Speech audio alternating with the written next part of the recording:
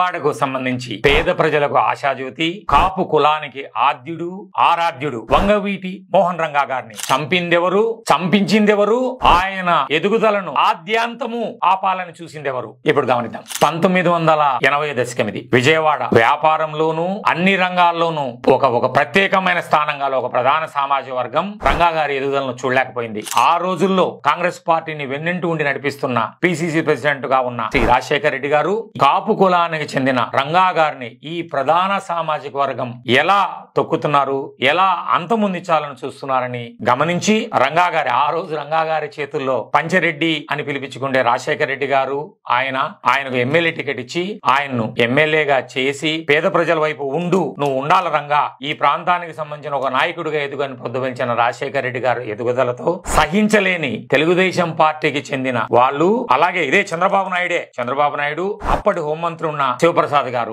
ఎలా రంగా గారి హత్యకైనది ఇప్పుడు మాట్లాడుకుందాం. రంగా గారు కాపులకు ఆద్యుడు. సమైక్యాంధ్రలో ఆదిలాబాద్ నుంచి అనంతపూర్ వరకు, చిత్తూరు నుంచి శ్రీకాకుళం వరకు కాపులందరికీ ఒక దిక్సూచిగా నిలిచాడు. అలాంటి ఆయన దాదాపు ఆ రోజుల్లో 10 లక్షల మందితో ఒక సభ చేసి కాపు నాయుడుగా ఎదుగుతున్న తరుణంలో తెలుగుదేశం పార్టీకి సంబంధించిన ప్రధాన సామాజిక వర్గమాళ్ళు చూడలేక ఆయన్ను ఎంతగానో అన్ని రకాలుగా అణచివేతి, పోలీసు కేసులు అయితేనేముంది, రాజకీయంగా అయితేనేముంది, కుటుంబ పరంగా అయితేనేముంది, ఎన్నో ఇబ్బందులకు గురి చేశారు.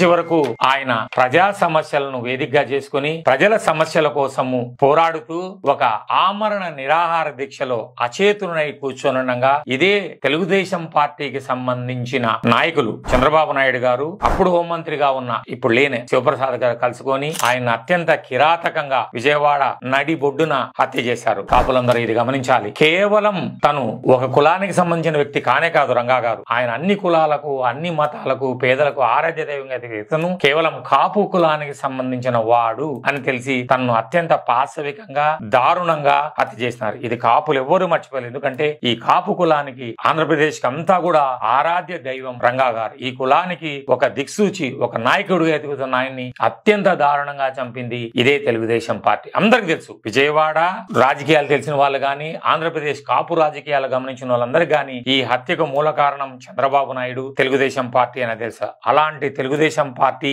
అలాంటి చంద్రబాబు నాయుడిని ఈ రోజు కాపులు ఏ రకంగా కూడా సమర్థించకూడదు.